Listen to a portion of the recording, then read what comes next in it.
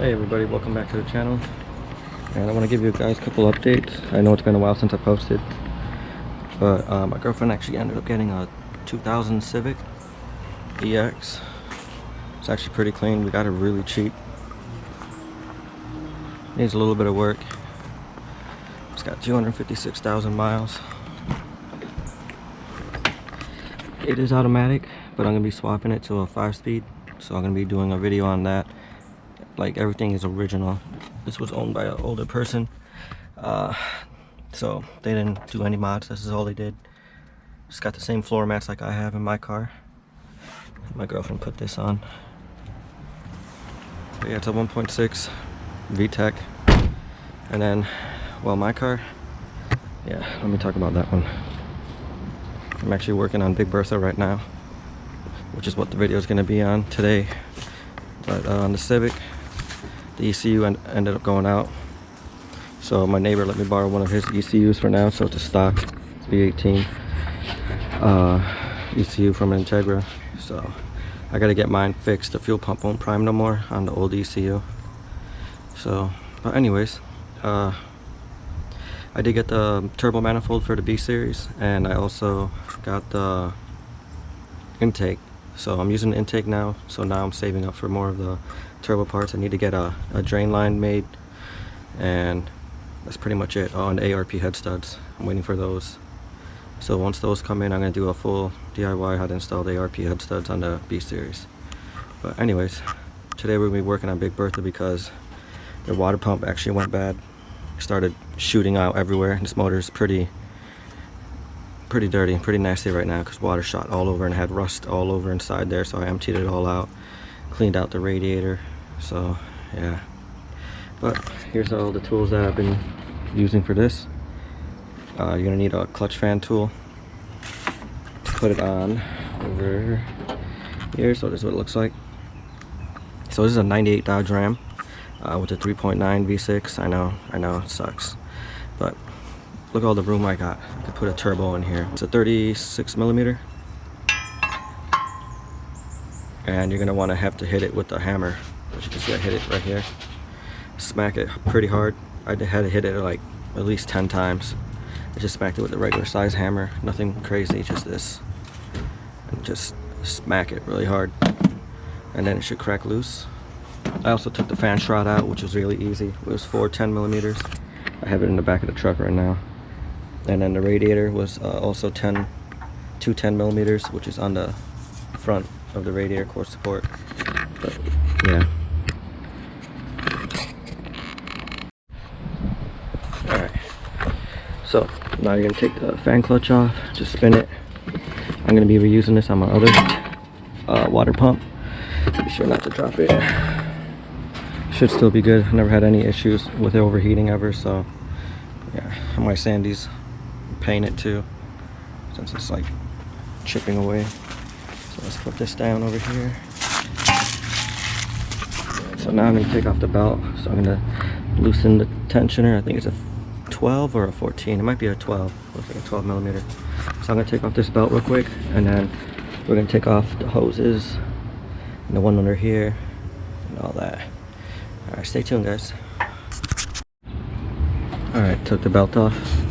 Got all the bolts loose. Disconnected the lower radiator hose. There it goes. Now I'm disconnecting this one. So here's a tip. See that tab? You want to bend it straight down.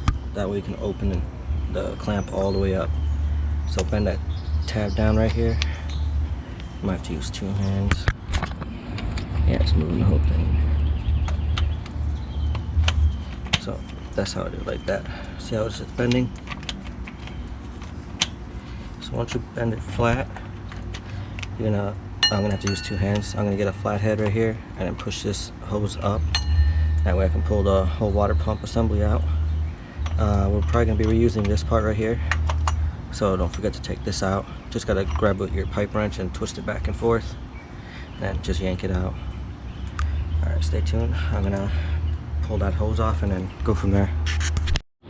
Alright, got the water pump out. It's pretty nasty. That's what the other side looks like. Oof. Yeah, it's pretty ratchet. There's the block.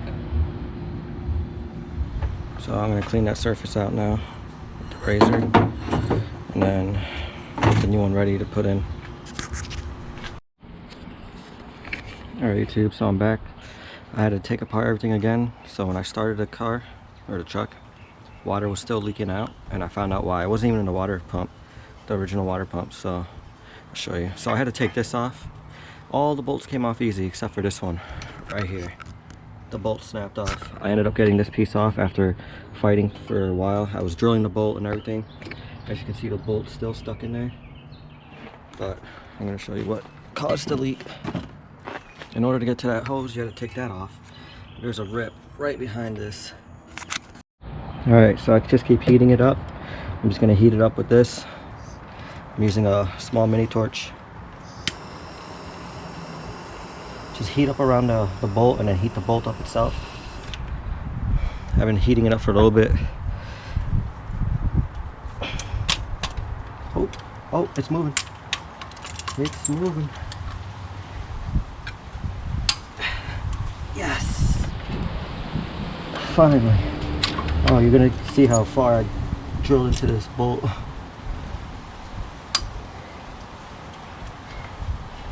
Yeah, it's working. Man, that was a pain. Best feeling ever. So look at that. See how deep I had to dig in there? And I tried using the reverse house and shit. No luck. That thing was not moving. But we got it out. So now I'm gonna go to AutoZone, replace this hose. I'm gonna go order another one. And then, yeah, I'll take this hose off so I can show you the hole on the underside of it. Alright, stay tuned. Alright guys, got the hose off. It was right here. And look at this. It's ripped right here, here, and right here.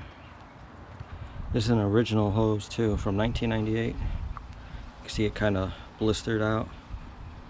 So now I'm going to go to AutoZone and get this new piece and put it all back together. But I am going to clean this all up. I'm going to use like a wire brush and scrape all that nastiness down and then spray paint it. Alright, stay tuned guys. Alright you guys, now I got the new hoses. Here's a new one, original. As you can see, it's really bloated looking.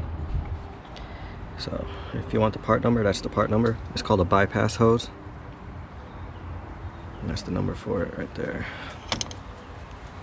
So I believe it went in like this. Yeah, it went just like this. So it's going to copy it. Just going to put it on and then go from there. So I'm going to put on the original brackets back on and all that crap. So stay tuned.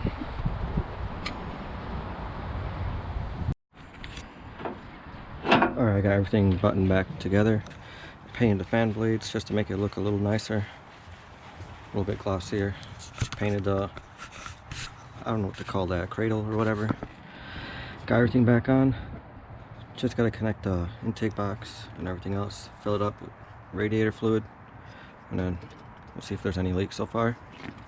I'm not seeing anything leaking out because when I squeezed the hose before, water was squirting out from under there. But let me fill this up and then we'll give it a start. Alright, I got Coco giving Big Bertha a bump. The battery was dead. And the other thing I forgot to put on, it was the fan shroud, which I'll put on afterwards. I'll just have to take off these bolts and lift the radiator out and then put it on the radiator and then slide it in. So let's see if Big Bertha wants to start now. The truck's been sitting for a while. It's pretty clean. It's got a cracked windshield and it's got the typical Dodge broken dash, as you can see. Look at that. But that door panel I have at my house, it's inside. I just have it off because I was putting in speakers. And I gotta fix some of the pieces on there. Let me find out which key it is. It's got like 160,000 miles. Oh, we got a ding.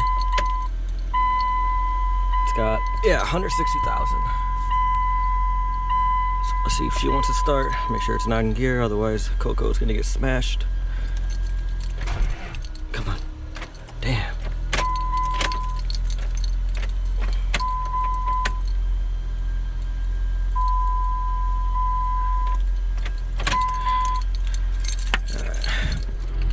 sure those connections are good.